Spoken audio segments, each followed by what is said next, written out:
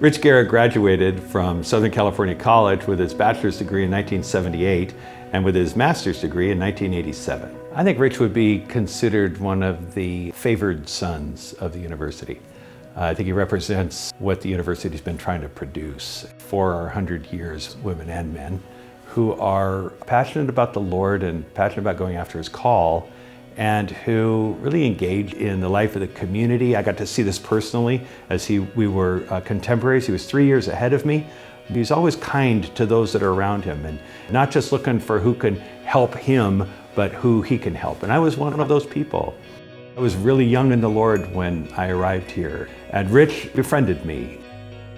Whether he was on the baseball team or whether he was in class preparing for ministry, Rich always gave the best of himself to what he did and to those around him. And as he's gone into church leadership, as an executive presbyter in the network, as a pastor in Visalia for so many years and in Las Vegas, and now as the network superintendent, Rich has continued to embody those values that make a Vanguard education great. It's entirely appropriate that Rich would be recognized as the Distinguished Service Alumni for our 100th anniversary because of the way that he embodies the values of truth, virtue, and service.